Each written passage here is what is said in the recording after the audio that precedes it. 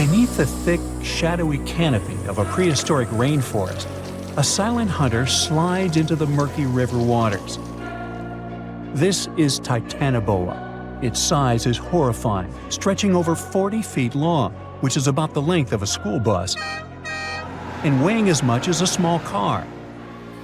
It reigns as the largest snake ever known. This is around 60 million years ago. It's only been 6 million years since the dinosaurs were wiped out by an uninvited asteroid. Nature is slowly returning to life, the Paleocene epoch. Titanoboa's home is lush and sweltering. The air is very humid, like in a steam room, and the rivers are teeming with fish, perfect for a predator like this. Now that the dinosaurs are gone, Titanoboa becomes the queen of hunting. It's perfectly built for both power and stealth. A strong, sturdy spine can hold the snake's massive size while staying smooth and silent. Titanoboa glides through the water like a shadow, barely visible. It doesn't chase. It doesn't need to. Titanoboa waits beneath the river's surface, in darkness. A bunch of ancient lungfish meanders too close. With one surge, it lunges, its jaws snapping shut. The fish doesn't stand a chance. Titanoboa's grip is unrelenting. After the prey stops moving, the snake immediately consumes it whole. For millions of years, this snake ruled the rainforests. Nothing could challenge it, not the prehistoric crocodiles, not the small mammals, not even the birds. But, as it turns out, it wasn't the only apex predator. Alongside Titanoboa, there was this entire family of snakes, a huge biological tree full of snake genomes and species. Their history spans around 100 million years, all the way to the Cretaceous period. We find their fossils all over South America, Africa, India, and Australia. That's because they evolved in the Gondwanan continents. Back then, all of this was one huge landmass, and they lived right in the heart of it. Now, this family coexisted with all the dinosaurs. The dinosaurs ruled the world back then, and the snakes couldn't be all that dangerous. They lived in the dinosaur's shadow, adapting to survive. Some of them fed on small mammals. Others waited for the dinosaur eggs to hatch. Some were super bold and went straight for baby dinosaurs.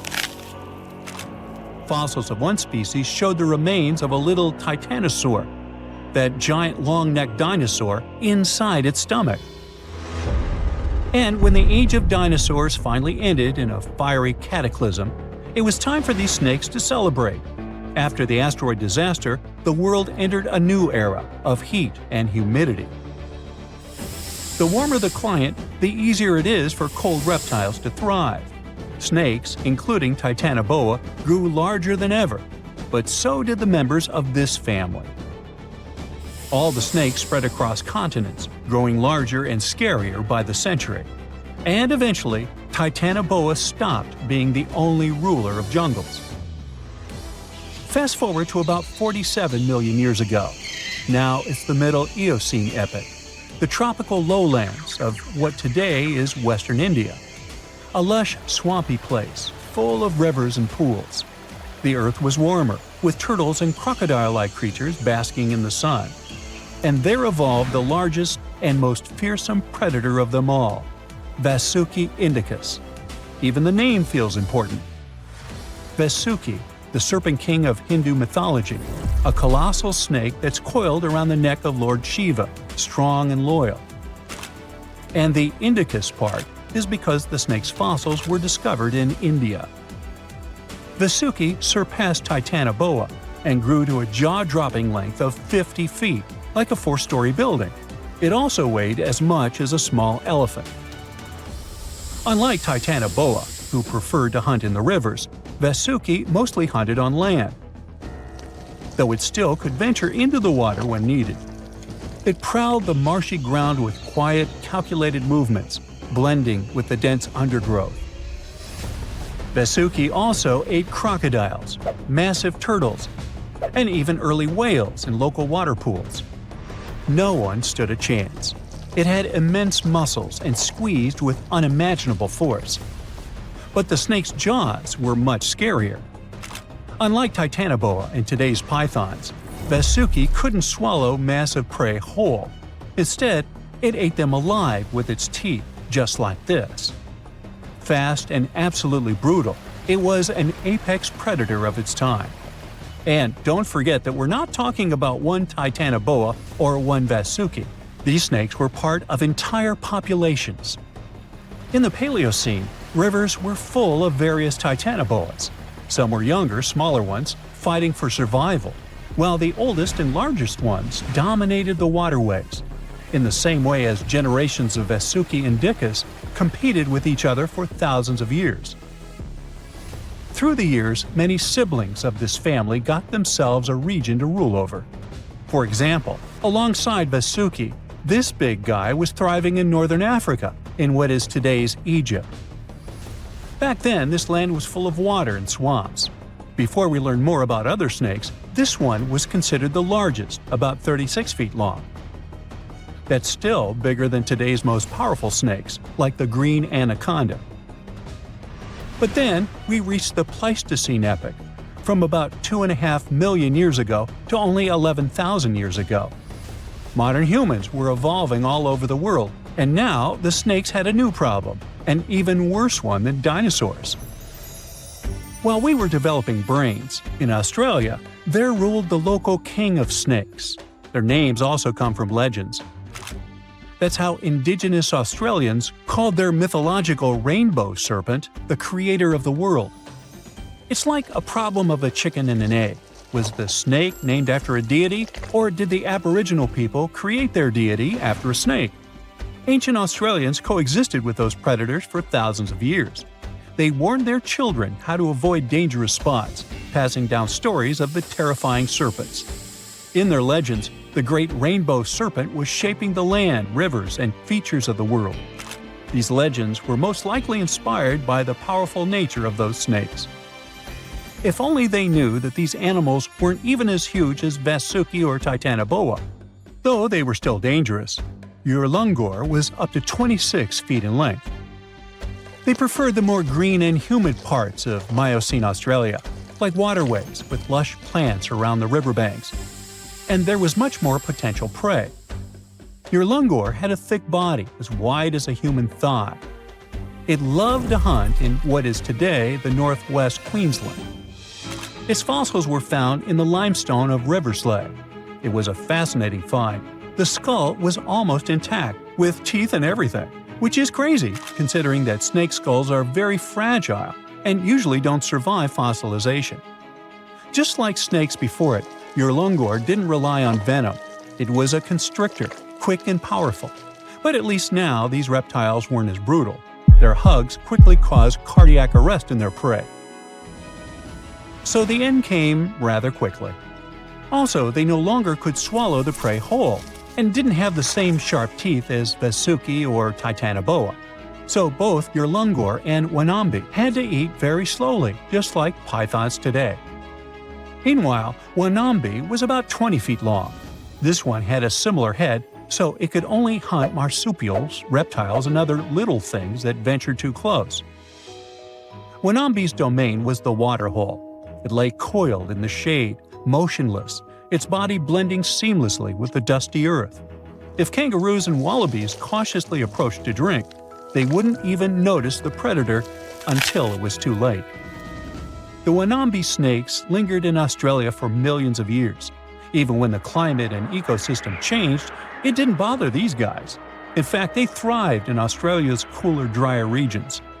Yet, even giants fall. Time moved on, the earth cooled even more, and nature began to change. Wanambi managed to last up to around 50,000 years ago, and could have lasted longer if it wasn't for humans. The same Aboriginal Australians who once feared Wanambi eventually spelled the end for the snake. All these years of being the apex predator, only for the little apes to hunt you into extinction. But that's how evolution goes. Eventually, all the giant snakes disappeared, leaving behind only their fossils and stories like this one. No one expected such a strong storm. It's too dangerous to sail back to the land because of high waves and winds. But suddenly, you notice a small green island nearby. You and your friend are about 25 miles off the coast of Brazil. You were fishing and didn't notice black clouds obscuring the blue sky. You're approaching the unknown island and see a Coast Guard boat behind you. People from there are screaming something to you, but you can't make out the words because of the thunder. They tell us we should stay away from that island, your friend says. Despite the warning, you still sail since there's no other way out. Around the island, you notice sharp rocks sticking out of the water like knives in the dark. Now you realize what the Coast Guard warned about, but it's too late. Your boat hits a rock. The bottom is pierced. You start to sink. The rain and wind are getting stronger. Both of you fall overboard. Then darkness comes.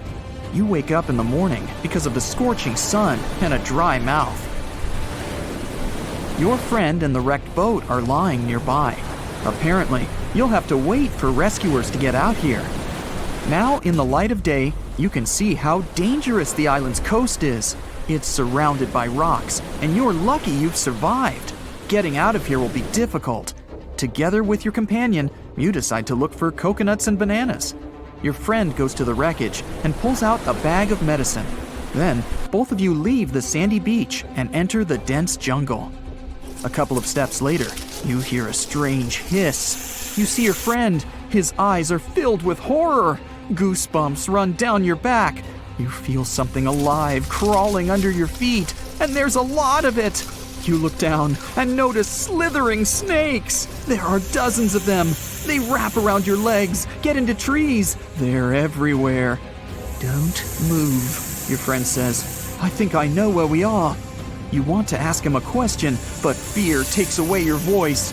He reads your face and answers the question. We're in one of the most dangerous places on Earth, the Brazilian Snake Island.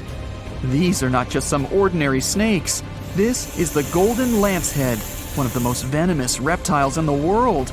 You can find them nowhere else on the planet except for this land. They evolved here naturally, without other snake species intervention.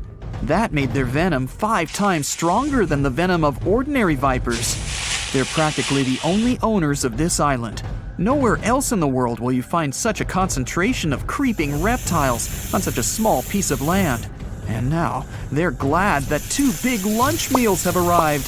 There's little chance of survival, but you're gonna try. The first thing you need to do is get out of your stupor and find a thick stick. This is your best tool right now. If you encounter a venomous snake, the best you can do is retreat slowly. But this time, there are too many of them. They're aggressive and hungry. Together with your friend, you fight off the snakes with a stick. But there's more and more of them coming. One of them falls on your shoulder from a tree and bites your neck. The poison instantly enters your bloodstream and affects your muscles. It feels like your body is melting. It becomes difficult to move, and your neck swells. Your friend grabs you and carries you deep into the jungle. Here, among the trees, you notice an old lighthouse. Yeah, this building really stands out here. Once a year, the Coast Guard visits it. Your friend breaks down the door and puts you on the floor. You're afraid you won't be able to survive the bite. Fortunately, your friend is a doctor. He injects the necessary medicine and saves your life. You have a few minutes to rest before more danger arises. Your friend tells you that the unique snakes appeared here thousands of years ago. This island was part of Brazil for a long time. Then, massive floods separated it from the continent. This part of the land was cut off from the whole world, which helped the formation of a unique ecosystem inside. Vipers that lived here evolved into golden lanceheads. They quickly became the main masters of the island and destroyed all the other animals. But how did they manage to survive without food, cut off from the whole world? They did it thanks to nature and evolution. This island is a transit point for many birds. They stop here to rest during long flights. These birds become dinner for the snakes. Previously, a snake bite almost didn't harm the birds. They were frightened and flew away, leaving the snake without food. But over years of evolution, the island's owners have developed such a potent poison that one bite was enough for a bird to never take off again. There's also a legend that a pirate hid treasures here a long time ago. And, so that no one would ever find it, he brought snakes to guard his gold. Of course, There's no chest with coins here, but the island is attractive for modern pirates, even today. Golden lancehead snakes are an expensive commodity, so bad people often visit this place to hunt the reptiles. That's why the Coast Guard is always on duty around the island. People are forbidden to visit this place. And even if someone manages to get past the guards, they will have to face the rocks. Only biologists and scientists have permission to study the local fauna. A necessary condition for a visit is a doctor's presence in the team, so they can save people from the snake's poison. So we have pirates and hordes of poisonous snakes, but there's something else that makes the island even worse. At this moment, you hear rustling all over the building. Thousands of little paws are tapping on the walls and floor. You look around and see lots of giant cockroaches. Some of them are half the size of your palm. They crawl under your clothes. You and your friends scream in fear and run out of the lighthouse. Quickly, you reach the shore and fall into the water. It seems that not a single cockroach is left under your shirt. But that's not all. You hear a strange buzzing sound. You look around and see a dark cloud of flying beetles forming in the sky. It's locusts! Thousands of flying insects are heading in your direction. To avoid a collision, you dive under the water and wait for the cloud to pass by. You go up to the surface and move to the shore. Fortunately, there are almost no snakes here. You and your friend are afraid to approach the jungle and wait for several hours until rescuers arrive. You're nervously painting a pattern on the sand and make a promise that you'll never revisit this place. Finally, you see the lifeguard boat. You're trying to tell them you got here by accident. They believe you and evacuate you from the island. While you're sailing away, you think about what would happen if many poisonous snakes appeared in a village or a small town. It's difficult to imagine what kind of problems people would face. But in fact, there's no need to imagine anything. There is a place on the planet where locals live next to poisonous cobras, but it doesn't create any chaos. A human can live in peace and harmony with reptiles in that village. Welcome to Shetpal village in India. This place has a population of about 2,600, and it's located in the jungle. It's hot here. Locals are friendly and responsive. If you go into one of the houses, you'll see something that seems impossible. The king cobra, whose venom is one of the most dangerous in the world, calmly crawls around furniture and eats eggs and meat that people give. There's even a special corner for the reptile to relax from the scorching sun, drink water, and have a snack. People are happy about the cobra, as if it was a pet. In the village, cobras are everywhere. They come into houses and schools, crawl through the streets, and keep company during dinner. The locals consider them full-fledged residents. They adore them. The snakes are also used to people and don't see them as dangerous. The coolest thing is there has never been a tragic case in the village because of a poisonous bite. There's no other place in the world where cobras live in such harmony with people. You're strapped in a boat cruising down the Amazon River with the sun scorching hot. As you check out your map, your boat starts rocking back and forth. The water is starting to get more intense, so you hang on for dear life. You tuck your map in your pocket and try to take control of your boat. You strike some jagged rocks and duck low to avoid tree branches. Your boat strikes a large rock out of nowhere and capsizes. You're swimming in the murky green water. While you're trying your best to get ashore, your boat gets washed away. Underneath the water lies a whole new world of bizarre and dangerous animals. Kangaroo fish are snake-like creatures that can grow up to 16 inches long. Arapimus can weigh more than an adult male and are taller than most basketball players. They're the biggest freshwater fish in South America. They have a hybrid gill system that forces them to pop up to the surface every 5 to 15 minutes to breathe in oxygen for their large swim bladder. You swim out of the raging water and dry yourself off. Oh no, your map is completely soaked. There's no way you can get to your destination without it. You venture into the thick rainforest, shoving the branches and leaves away. As you get deeper, you notice something on a tree. It's barely moving, but it's got sharp claws and a raggedy coat. It stretches its arm to another branch and tries to pull itself up, ever so slowly. Sloths sleep more than half their days and only head down from trees once a week. They're so motionless, they sometimes grow algae and moss on their fur. The rainforest gets denser with each step until there's barely any sunlight illuminating the path in front of you. You notice a figure following you. With every branch you step on, you can hear a faint sound right next to you creeping around. You start walking a bit faster, and the sound catches up with you. You make it out of the dense part and tread along a narrow path until you reach a cliff. You can't walk normally here, so you pin against the wall and walk sideways to cross the hills.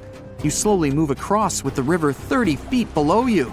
You move your right foot, and some rocks fall into the river. You keep going and misstep. You're about to fall, but you hold on to a large tree branch and pull yourself up. You notice a couple of colorful poison frogs inches away from your fingers. Touching any of these frogs can be extremely dangerous and harmful, despite their amazing color patterns. The golden poison frog is one of the most poisonous animals in the world. One of them hops right next to you, so you let go of the branch and fall back in the river. The river is washing you down until you reach a calm current. Underneath you is a swarm of piranhas swimming with their sharp teeth. The red color on their skin is unmistakable, so you swim off like an Olympic athlete. Piranhas will eat anything that gets in their way, no matter the size. You grip onto a log and climb up a small rock to catch your breath. There's a huge electric eel underneath the rock. Despite their name, they're more related to catfish than eels. They use their powerful 600 volts of electricity to defend themselves and catch food. You're stuck, unless you're like the common basilisk that can run on the water like a jet ski. These incredible lizards have special webbing on their toes and can run the distance of a basketball court. You hop on a bunch of rocks until you reach the land. You continue walking along the riverbank until you come across a moving rock. You rub your eyes and see it moving again. It's a dinosaur-looking turtle that resembles a crocodile with armor. The mata is a freshwater turtle that disguises itself with its surroundings to catch prey. Their heads stretch longer than their bodies. You shimmy your way past it and continue. You head back into the rainforest and find a spot to rest. Wait, there are giant ants everywhere. They're the biggest ants in the world and can produce one of the most painful stings out there, even comparable to a wasp's sting. You immediately get up and find another place to rest. As you continue walking along, you notice the same feeling of something following you. You can hear some leaves rustling, but it's getting dark and there's no way of telling. You find a nice little spot to build a campfire and catch some Z's. But in the Amazon, everything is a threat. Except for those cute capybaras wandering around. They live in groups next to water sources. They're also the biggest rodents in the world. You don't need to worry about them if you're stuck in the middle of the Amazon rainforest. Suddenly, you feel something slithering up next to you. You look down and see a massive green anaconda just about to constrict you. They are the heaviest snakes in the world and can grow up to 20 feet long and have a huge appetite. You get up and sprint your way out of there. All right, you found a decent cave to crash in. It's daytime again, and you're still alive. You continue walking along the rainforest. You were able to find some breakfast to boost your energy for the rest of the day. You spot something on a tree that looks like a branch, but it's actually a potu, a master of disguise that can spend days motionless on broken tree branches. These bizarre birds use those branches as their permanent home, where they lay their eggs and chill all day. You continue your way through the rainforest and see a Brazilian wandering spider crawling on a tree branch right in front of you. 8 of these species can be found in the Amazon area. They are some of the most aggressive and venomous spiders out there. So, you make a big detour and walk away from it. You feel someone walking next to you again, but you still can't figure out what it is. You see a steep cliff with a waterfall hitting a large lake ahead of you.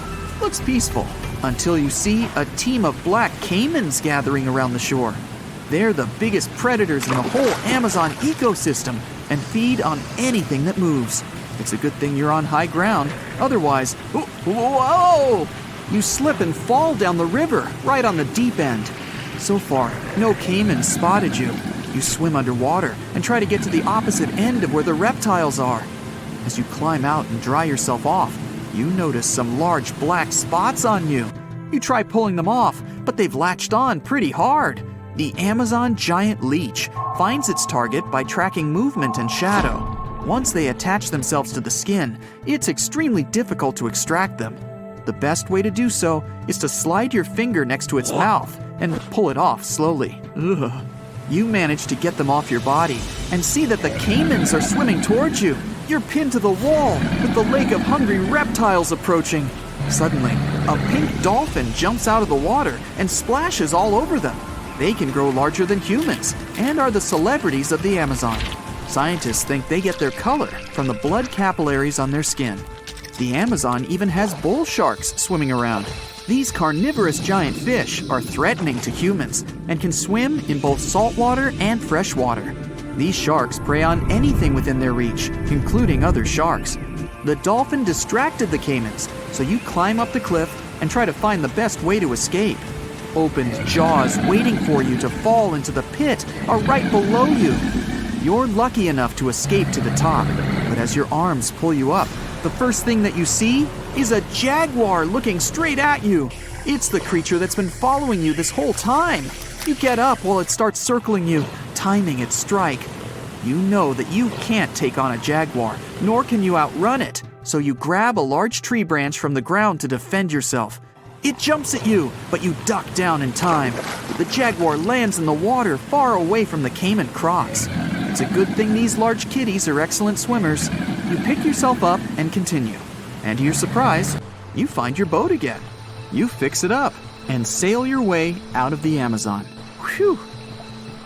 Warning, monster ahead. Not the best thing to see written on an old wooden sign at an entrance to a rainforest you just ran into. You're a professional treasure hunter and wildlife explorer. Right now, you're being chased by some mean-looking poachers, but those guys are amateurs. You dart left, hide, then run again. Works every time. Why were those guys shouting so much? Back to business. For several years now, you've been on a quest for a pirate's chest. Inside, a 300-year-old royal medallion. And according to this old map, the chest is somewhere here, in this jungle. Chirping birds, hungry bugs, screaming monkeys, hopefully nothing too hungry. You walk to the river and freeze. Suddenly, total silence. Not a single sound anywhere except the river. Right then, the silence is broken. Something's definitely sneaking up behind you. You turn around and see a long, thick snake's body. You raise your head slowly. 2 huge fangs are hanging out right above your eyes, and a long forked tongue is gently licking your nose. On the other end of the tongue is a deep, dark mouth. Looks like a black hole. You'd fit in there no problem. You take a step back and stumble over a rock. You fall. That's the last thing you remember. Then, darkness. Looks like you'll be out for a while. Time to find out what monster you just met.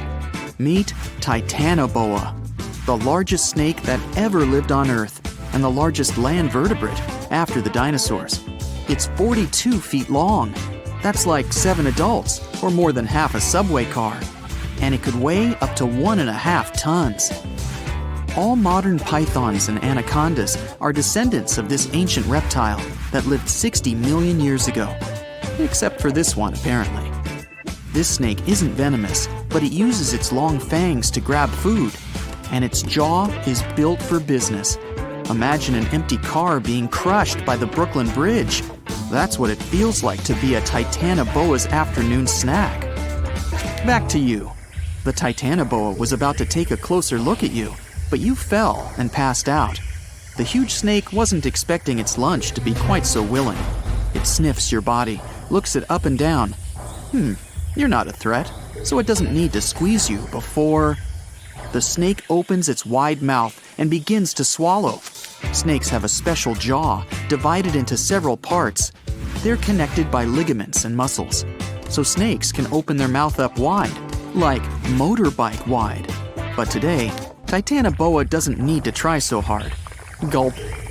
Titanoboas use their huge fangs to push food down their throats. While it's swallowing, Titanoboa likes to use saliva to grease up its lunch and make it more slippery, much easier to swallow. Bit by bit, You disappear from view. Your clothes are soaking wet at this point. A few minutes later, you've disappeared from view and the snake looks really fat. And that's when you wake up. So how do we know what would happen? Some guy in a full-body protective suit actually tried to get inside an anaconda on purpose. Darkness. You open your eyes and take a deep breath. An unpleasant liquid gets in your mouth a bit and you cough. It's hard to scratch your itchy nose. You're squeezed in from all sides. Titanoboa has a super muscly throat.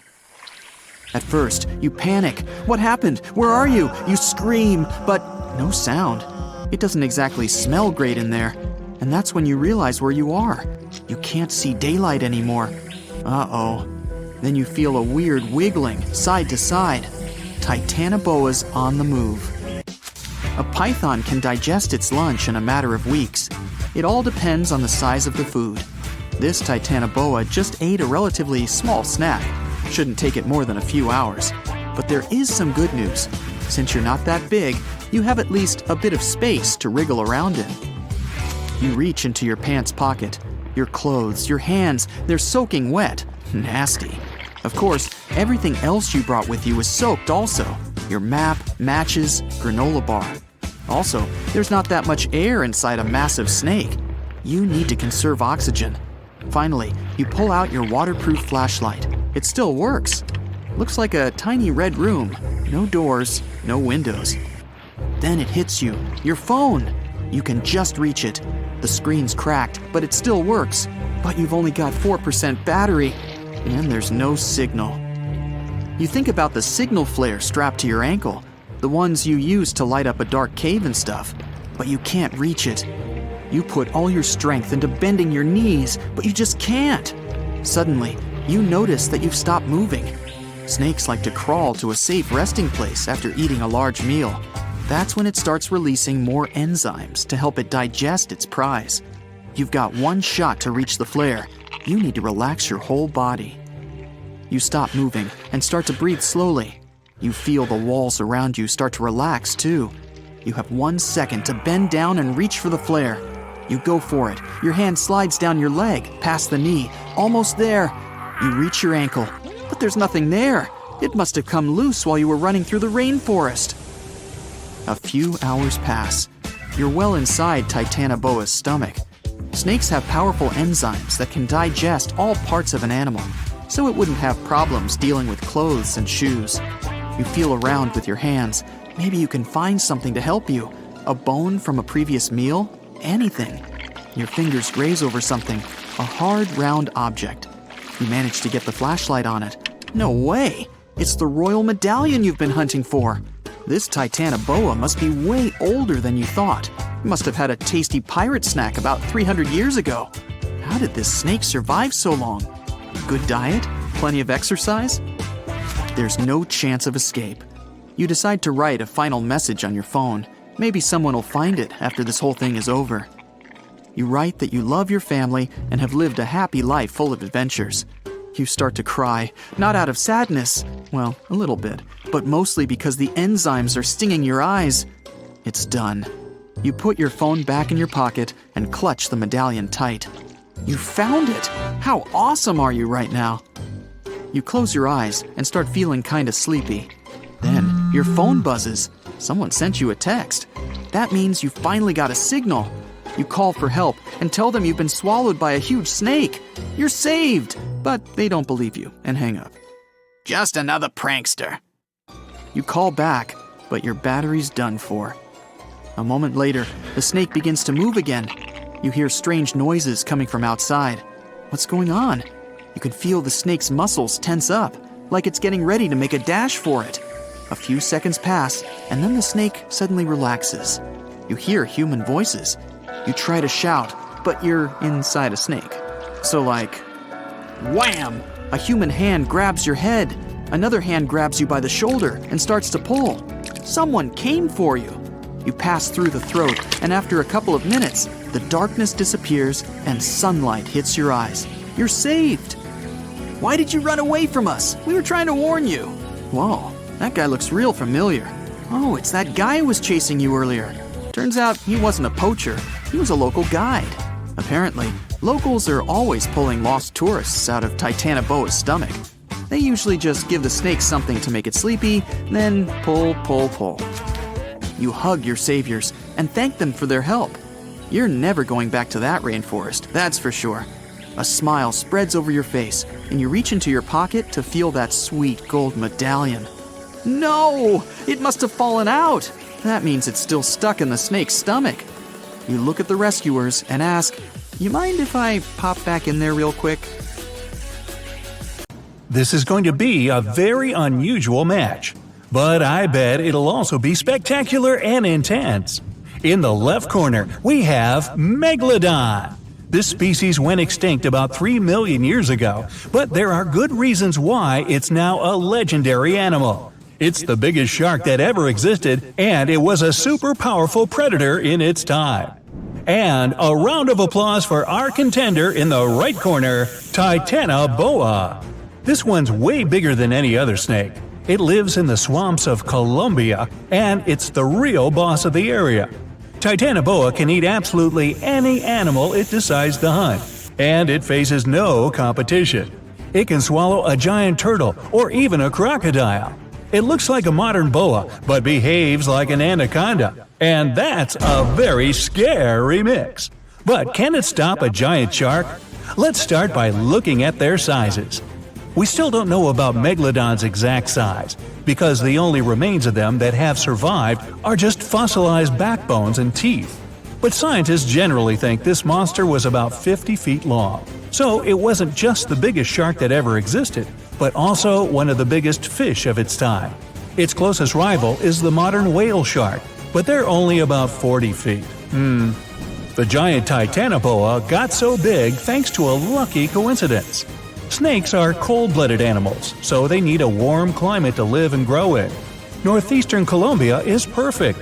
It was about 90 degrees when Titanoboa was alive. This helped it grow to an incredible 42 feet in length.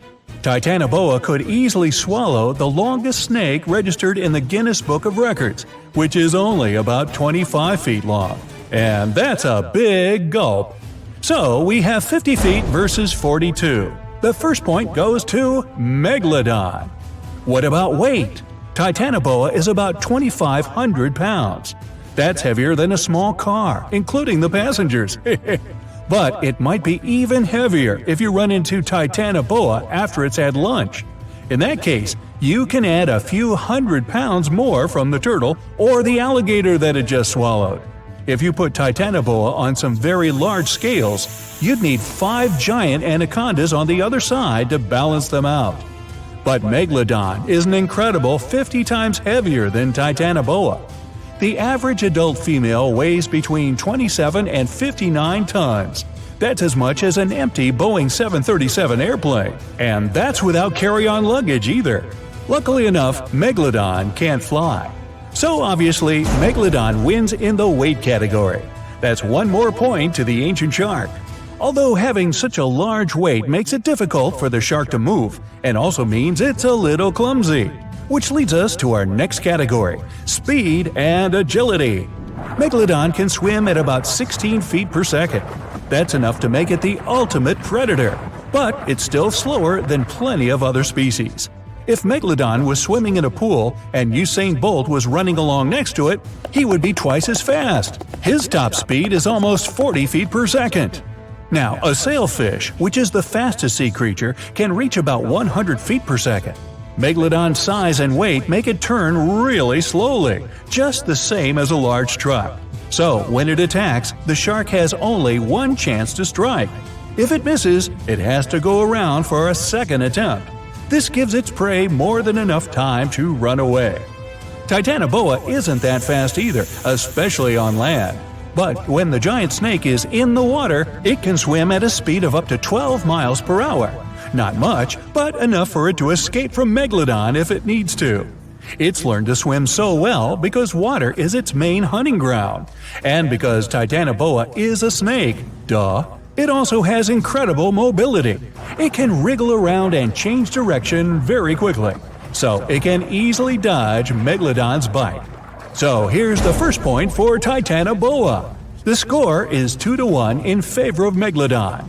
Next section, fighting skills. Megalodon is incredibly smart.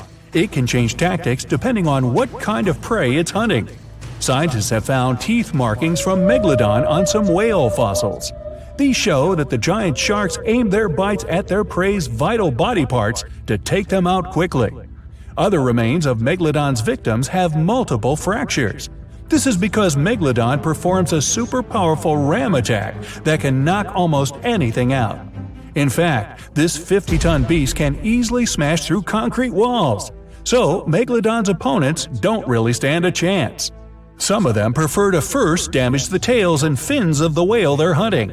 This stops it from escaping, letting the huge predator finish off its defenseless victim. Now, what can Titanoboa do in response? The giant snake isn't poisonous, but this doesn't stop it from hunting prey up to 4 meters long. Its bite has a very special design. The structure of its teeth and jaws lets Titanoboa really clamp down on the body of its prey, so there's no escape. When hunting, Titanoboa uses similar tactics to an anaconda or a boa. By that, I mean it uses its powerful muscles and weight to stop its prey from moving. It deploys all of its strength to take away the animal's energy, making it helpless. So, Titanoboa is not only really speedy and agile, it can also fight its corner pretty well. It's definitely earned a point in the fighting skills section. The score is now 2-2. That's a tie going into the final round. We've got one more section before we find out which of these ancient monsters will win. Up now is fighting tools. Apart from its ramming power, Megalodon has something else up its sleeve, even though it really doesn't have arms or wears a coat. Let's take a look at its jaw. Its teeth are about 7 inches long. That's an absolute record for all known shark species in the world. Megalodon has about 250 of these deadly pointy things arranged in 5 rows. They're also really sharp, which helps it penetrate the thick skin of big animals like whales. Megalodon's jaws are 6.5 feet wide, and it has one of the strongest bites of any animal on the planet. Not only are they super dangerous, Megalodon's teeth are also really valuable. One of these ancient incisors was once found in Western Australia. The location where it was dug up was kept secret, but this didn't stop intruders from stealing it. It's probably in someone's private collection by now, and sadly, scientists missed the chance to learn something new about Megalodon. Titanoboa also has a mean set of teeth. They're thin and pointed like needles. They bend inwards in the snake's jaw like fishing hooks. This little feature helps Titanoboa get a grip on its prey and prevent the slightest chance of it running or swimming away. If the animal tries to pull itself free, it will only hurt itself even more. And remember that Titanoboa is incredibly agile, so it can strike with that bite at an incredible speed. Now, it's time for the fight itself. Titanoboa never swims in the open sea, but here Megalodon has gotten lost and ended up in a shallow swampy area off the coast of Colombia. In water like this, Megalodon finds it even harder to move around. It could bite Titanoboa just once and the fight would be over. But because the shark moves so much slower than the snake, for now he doesn't get the chance to snap those enormous jaws. Titanoboa starts attacking Megalodon, but it can't do much damage to that thick skin with its sharp but very short teeth. Eventually, Megalodon gets its chance and ends the fight with a single bite. It turns out that those huge teeth were what really mattered in this competition. Chew on that for a while. That's 3-2 and a victory to the giant shark. So in the early 2000s, a geology major went on a field trip to the world's largest open-pit coal mine in Colombia. He picked up a piece of rock and noticed impressions of some prehistoric leaves on it. Then he found more rocks, and each of them had the same pattern. Back then, the student could hardly know that his discovery would help describe the largest snake that has ever lived on Earth. The student took his findings to a local scientist who called up the Smithsonian Institute and invited them for a fossil hunt. He wasn't that surprised, as he knew there were fossils in the pits of Sarihan. Back in 1990, Another geologist found a fossil there and brought it to his office. He wasn't sure of what it was and called it a petrified branch. Years later, a paleontologist saw an image of this branch.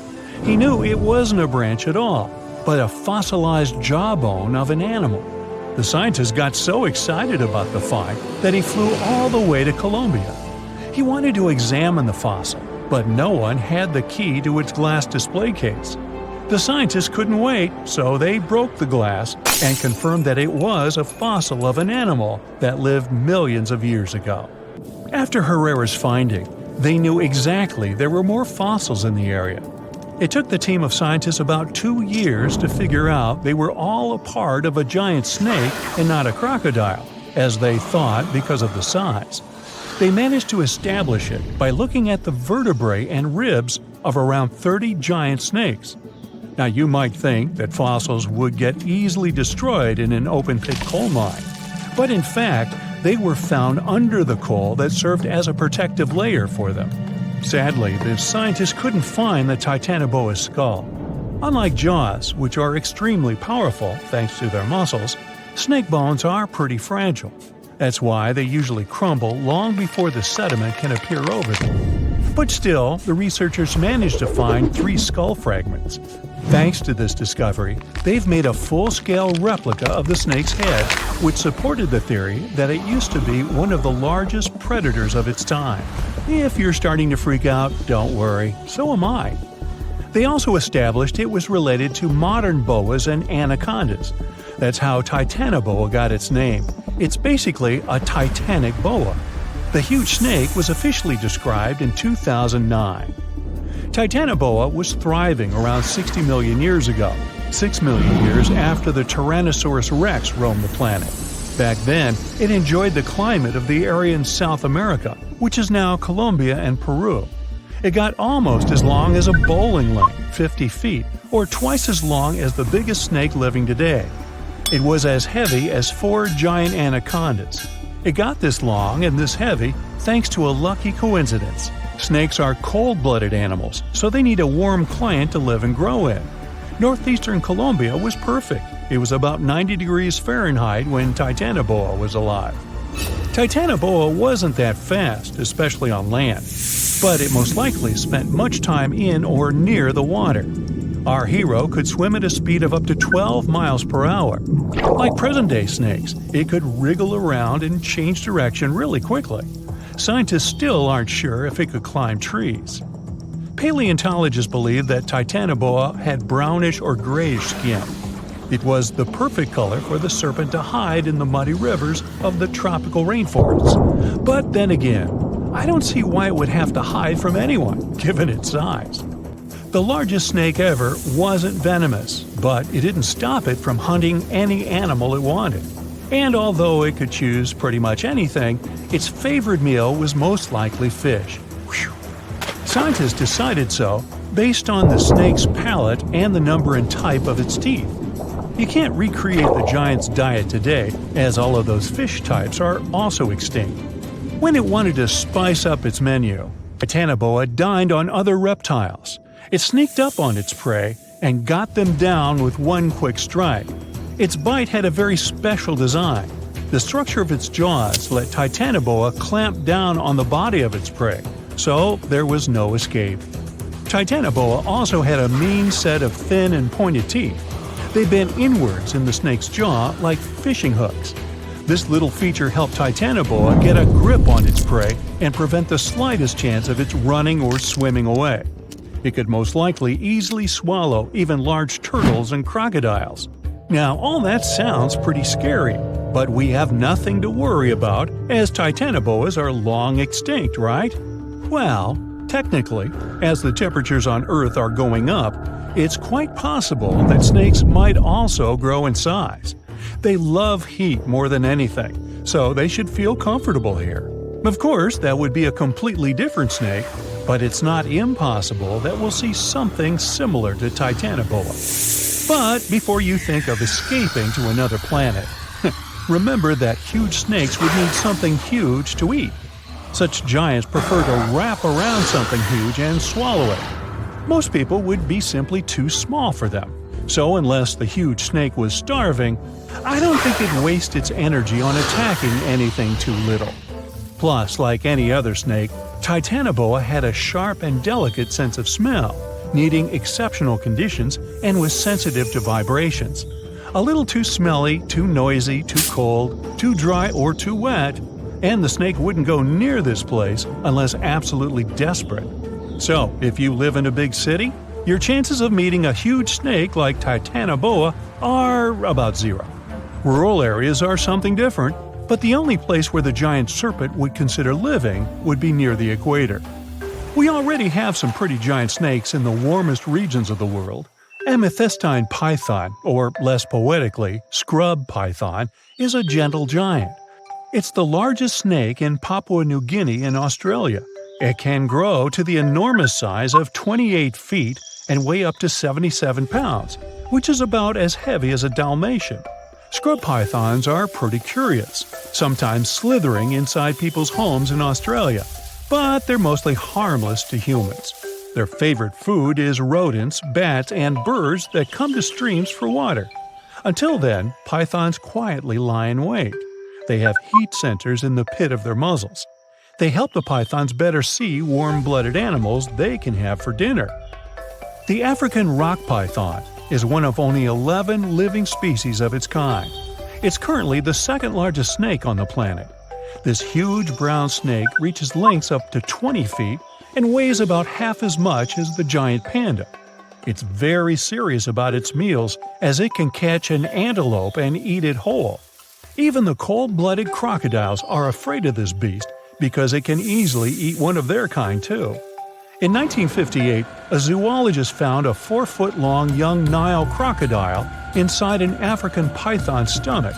According to the scientist, the python said, "Well, I don't know about you, but I find this whole thing hard to swallow." Actually, that's not true. Pythons can't talk, as far as we know.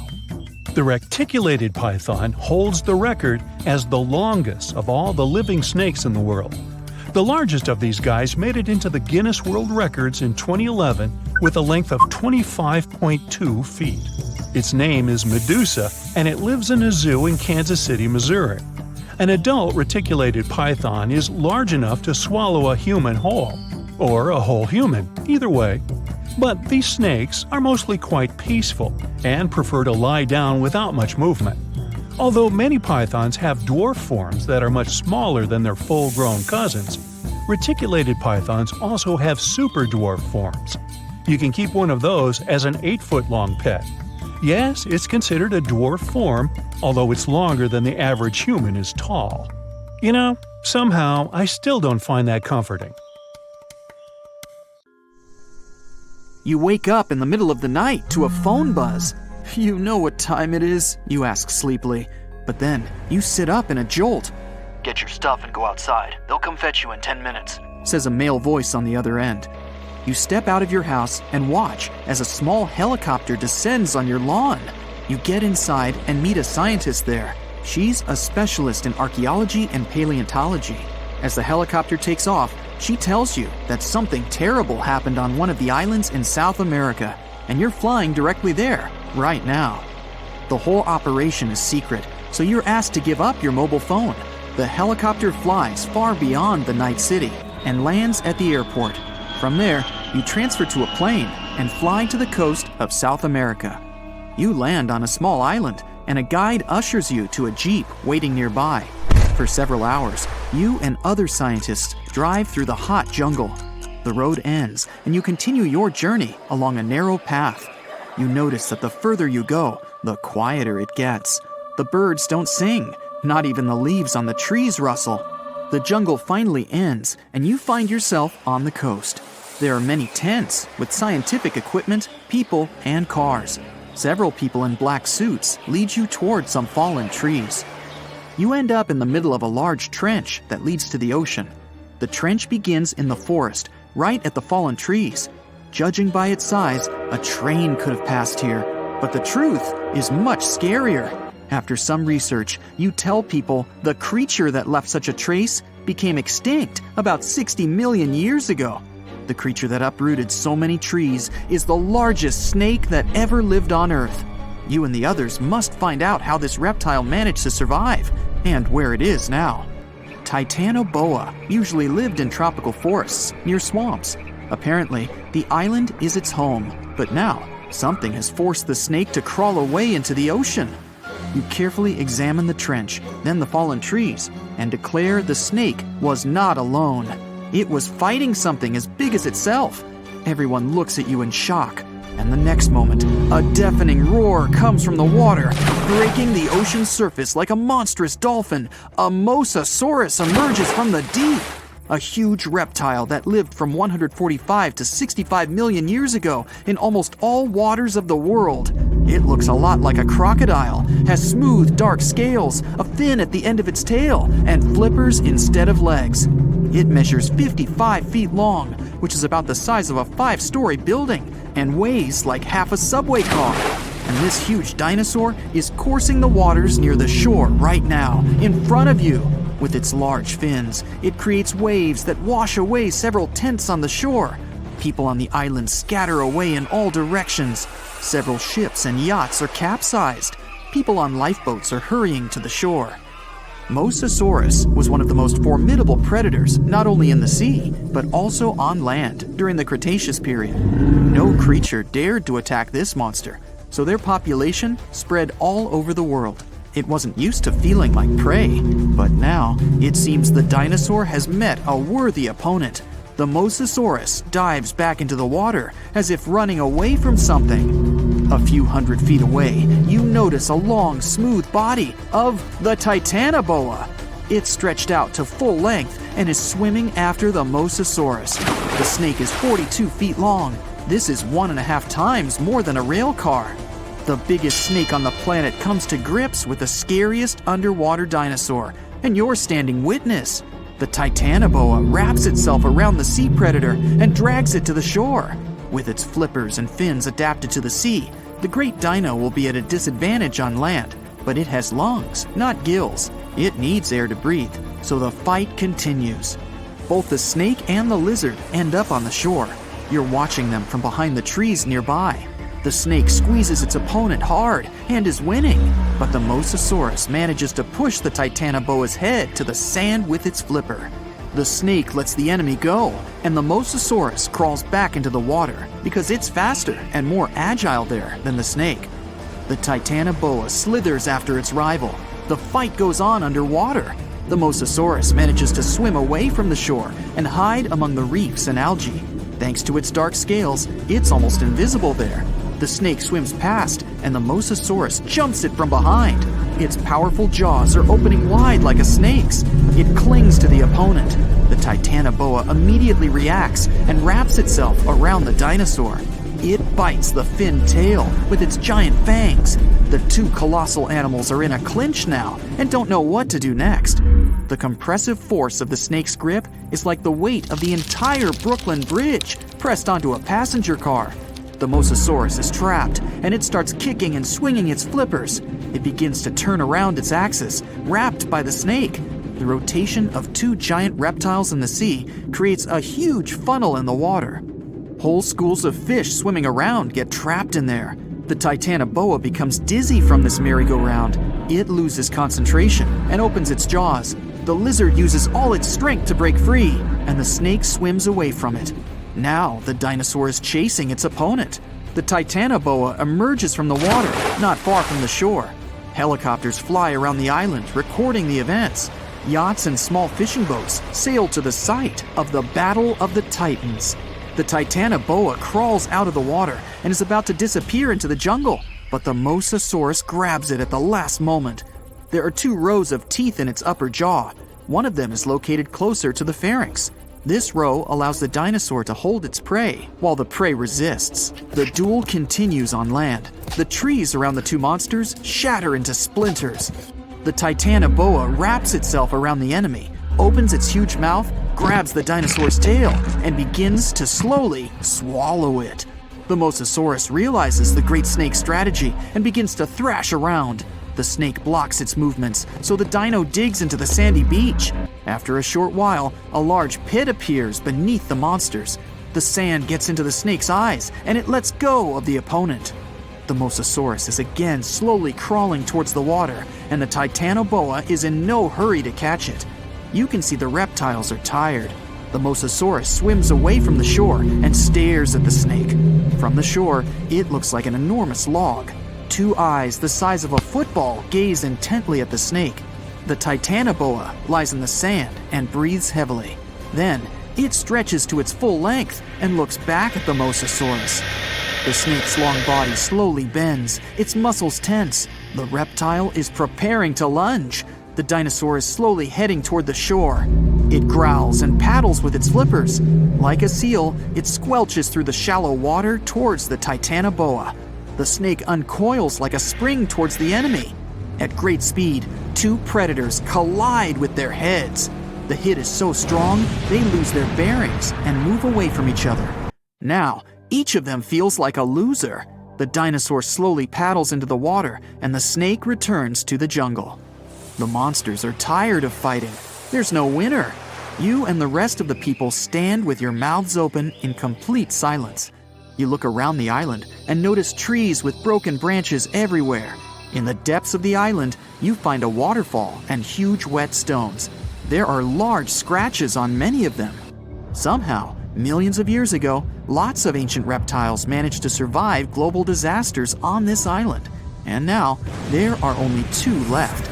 You conclude that the Mosasaurus and the Titanoboa have been fighting each other for years. Soon, these reptiles will gain strength again and continue their eternal struggle. You decide to leave the island before that happens. So imagine stumbling upon a creature so huge it could dwarf even the largest known marine animals today. Scientists discovered the fossils of this beast on England's coast and believe it once ruled the waves. The new species was named Ichthyotitan severnensis, but thankfully for me, scientists nicknamed it the Little Stock Monster. Its estimated lengths range from 72 to 85 feet long, almost as big as a blue whale. Megalodon can't even compare to this. It was only about 60 feet long. And what's crazy is that this fossil we found wasn't even an adult, so who knows what their actual size was. The first piece of the Little Stock Monster was discovered in 2016 in the Westbury Formation. Researchers found a 3-foot-long jaw part that belonged to an unknown species. For years, this single fragment had been driving them crazy because they had no idea what that animal was. Then, in 2020, a miracle happened, of sorts. A father with his 11-year-old daughter found the second piece of fossil on a beach. This discovery led to more findings. Finally, in 2022, the last piece of the literal jaw puzzle was found, buried along the Somerset coast. This leviathan belonged to the Shastasaurid family. Both the Little Stock Monster and other Shastasaurids had one ancestor, so all the species in this family are super similar to each other. For example, all of them were the largest marine reptiles ever to exist. Although our Little Stock Monster is much larger, most Shastasaurids could grow up to only 69 feet long, and it's possible that the Little Stock Monster, when fully grown, would reach up to 100 feet or even more. Both of their bodies were just perfect for cruising the ancient seas. These marine titans were elegant and slender, with an elongated snout. Other marine animals at the time were smaller and looked more like dolphins. Shastasaurids had long paddle-like limbs adapted for efficient swimming. Their skulls show large eye sockets, which means they had excellent vision. If you were in the ocean, no matter what time it was or where you were hiding, they could spot you. They were also incredibly fast and could dive to great depths. Of course, all these things made them the most terrifying predators. They ate pretty much everything, including fish and squid, and you if you were there. They probably captured their prey like whales, opened their huge mouths, and literally sucked the fish in. What made the Little Stock Monster especially scary is that it wins in the jaw competition. For other Shastasaurids, their jaws were a bit weaker, so they hunted smaller fish, kind of like today's orcas. They required vast amounts of food. This shows us that the Earth's Triassic oceans had rich, productive food webs. But the Little Stock Monster has this unique feature. It could open its jaw almost 90 degrees upwards. It also had tons of powerful muscles around. Its jaws were horrifyingly strong. So while others were hunting some squids, the little stock monster probably hunted large fish and even other marine reptiles. Fossils of Shastosaurids have been found everywhere in the world, from North America to Asia. This means that these creatures dominated and terrorized the oceans for millions of years, although even they weren't completely safe from scavengers. And that's exactly why we struggle to find these fossils now. Scavengers didn't leave any remnants of them. So, while we have some fossils of this marine family, they mostly remain a mystery for us. They lived in the oceans about 200 million years ago, in the late Triassic period.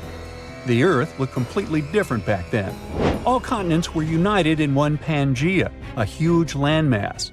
Some parts of this supercontinent were covered with lush conifer forests, while others were dry deserts and open prairies. It was before the famous Jurassic period, but there were already first pterosaurs and amphibians. It seems like those monsters were crazy resilient. The Triassic period was super unstable, but they survived through many changes in the environment. Well, until the last one. The Triassic extinction came out of nowhere.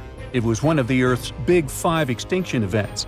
It wiped out almost all species on the planet, including these leviathans. It's still not clear what happened exactly, but it looks like there was a huge tectonic activity. Volcanoes in the oceans were going crazy back then. These massive volcanic eruptions have probably altered the climate and ocean chemistry, leading to the extinction of many species. Scientists have a theory that it might have happened because there was a rain of comets flying to our planet from the Oort cloud.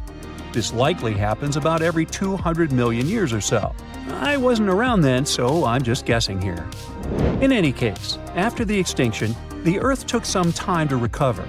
Then it entered the famous Jurassic period. More terrifying sea monsters were on the way. One of them left us a colossal skull.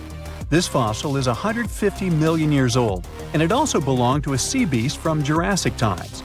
They called it the Sea Rex. The name is very fitting. This monster could have broken a car in half with one bite.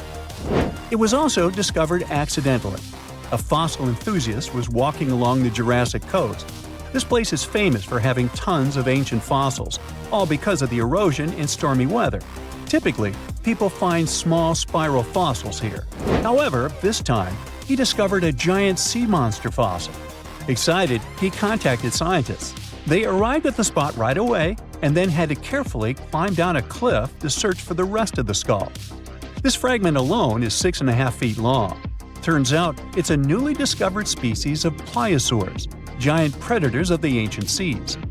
Pliosaurs were among the largest marine predators ever. Some of them grew up to 40 feet long.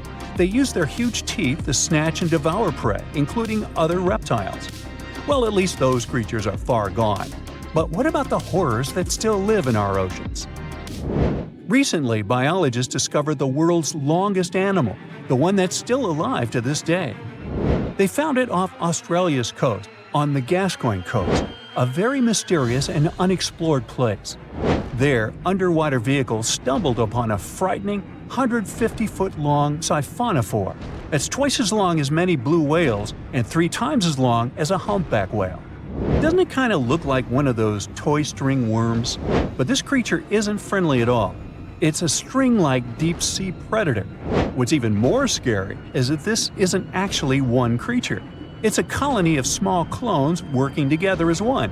Basically, collective consciousness. Ooh, Borg. Together, they stretch out like a single long string in the water. This creature might be the longest siphonophore ever found, and it was discovered at a depth of around 2,000 feet. Siphonophores, similar to jellyfish, capture their prey by dangling stinging tentacles in the water. When their tentacles touch small crustaceans and fish, they get paralyzed, and then they're reeled up to the colony's body. Expeditions to Western Australia's underwater canyons were definitely worth it. Together with that siphonophore, scientists have discovered up to 30 potential new marine species. Among them were a new octopus or squid, a long-tailed sea cucumber, glass sponges, and giant hyroids, colonies of animals resembling upside-down jellyfish. None of them have been seen before in Australia. But most of them weren't as scary as the one that was recently discovered in the Gulf of Mexico. This creature is straight out of a sci-fi thriller. a 26-foot-long mangapinna squid, or bigfin squid. It was discovered near an offshore oil rig at a depth of more than 7,800 feet. It has incredibly long elastic tentacles, which can be 15 to 20 times longer than its body. It holds them at right angles to its body, making it look even creepier, almost as if it has elbows. And yes, it's another deep-sea predator. These 10 tentacles probably help the squid trap their prey and drag it onto the seafloor. We barely know anything about this extraterrestrial-looking creature because they're very hard to find and study. And if you think their tentacles are awful, just check out these creatures with 20 arms. This thing looks like a facehugger. This new species is lurking in the frozen depths of Antarctica. Experts were searching for cryptic sea animals known as promachocrinis, or Antarctic feather stars. They're kind of similar to starfish and sea cucumbers, but have an otherworldly appearance and can live up to 6,500 feet below the surface. It's called the Antarctic strawberry feather star. Despite its pretty name, its appearance is anything but cute. It has a bizarre strawberry-like body from which 20 spindly arms branch off. Its coloring ranges from purple to dark reddish, and the arms all have different lengths and thickness. Who knows how many more of such scary creatures we'll discover in the future? There are plenty of fish in the sea. Some of them look totally like Nemo or Dory. Then there's the butterfly fish and fancy guppy, which is indeed really fancy. And then there's... What on earth is that? I would definitely not pay for a diving experience to see this guy. The anglerfish has the unofficial title of the ugliest animal in the world, but I wouldn't dare to break that news to it. There are more than 200 species of anglerfish currently swimming somewhere in the gloomy depths of the Atlantic and Antarctic Oceans, up to a mile below the surface. Some of them prefer different living conditions, the shallow tropical environments. Different kinds of anglerfish vary in shape and size, from the famous black sea devil to frogfish, monkfish, footballfish, goosefish, batfish, and sea toad. The larger ones can be half as long as a full-sized bed, but most are less than a foot long.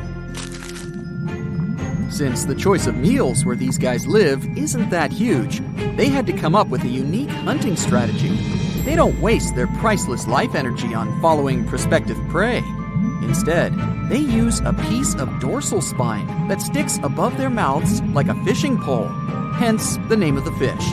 There's a sac of bioluminescent bacteria that glows brightly in the dark at the end of that rod. The light lures prey, and all the anglerfish has to do is wait, and then enjoy its lunch delivered right to its mouth. Their bodies are pliable and huge, so they can easily swallow prey twice their size. Deep-sea anglerfish eat whatever they can find.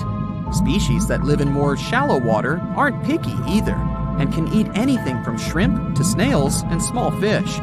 Only female anglerfish have the cool fishing rod feature though. So what about their males? Finding a soulmate deep under the sea isn't that easy. I mean, literally, there's no light down there. Plus, there are frigid temperatures and low oxygen levels. Anglerfish can't afford to go on many dates in those conditions, so they mate for life. And before you go aw about it, I have to tell you, they do it in quite a special way. Male anglerfish are much smaller than their ladies. The contrast is so striking that when researchers first got interested in their love life, they thought those males were actually the offspring, or larvae, hanging out next to their moms. Certain anglerfish male species have receptors that alert them that there's a female nearby. After they mate, the male bites into his woman and stays attached to her head, belly, near her tail, and other areas he can access. While they morph together forever, the female fish gets the male's cells, DNA, and reproductive organs, but loses her immune response cells. The male gets free permanent housing and nutrition. Given the current real estate prices, it sounds like a dream. But that accommodation is shared by up to 8 males, and they can't move out if they ever feel like it. You're unlikely to meet this deep-sea fish in real life, but if you meet an anglerfish in your favorite video game, Remember that you can easily outswim it and make it kinder to you with tranquilizing arrows. Once you befriend it, the anglerfish can be your scout and help you discover new areas with its bioluminescent pods. Back in the real world, down in the twilight zone of the ocean, about 650 to 3,300 feet down, the anglerfish isn't the only creature you're lucky you'll probably never meet.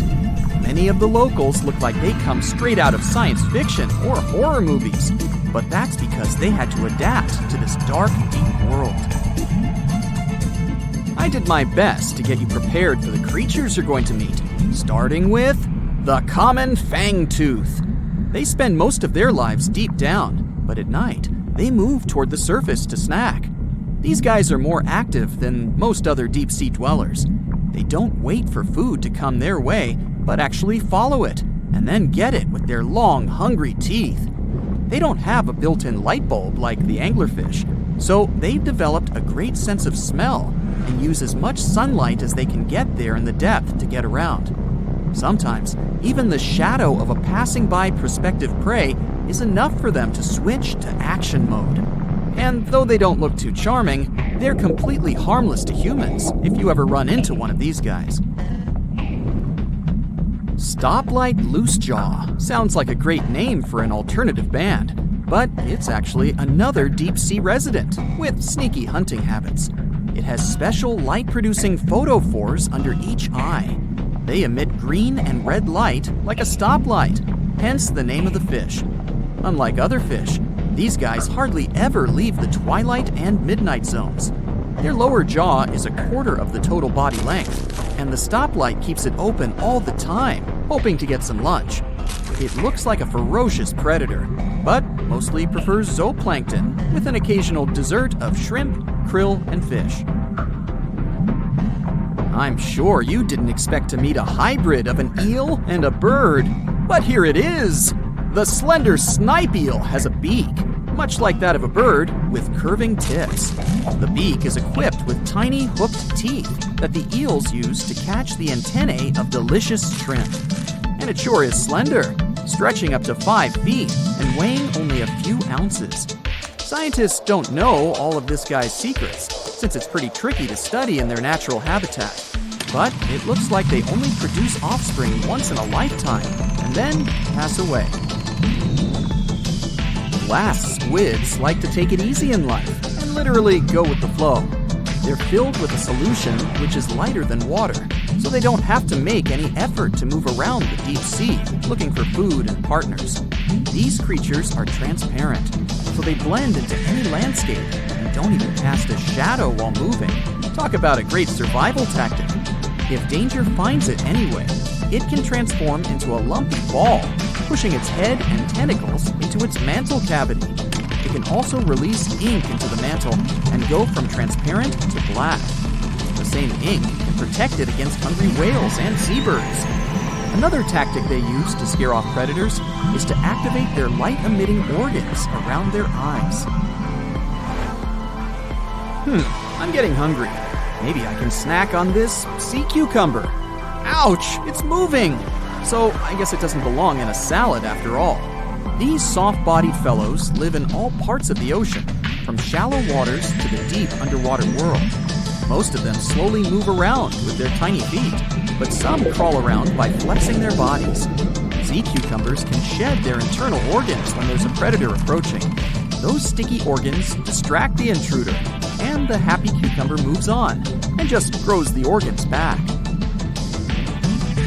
What's that glistening in the distance? Looks like someone dropped gems in the water.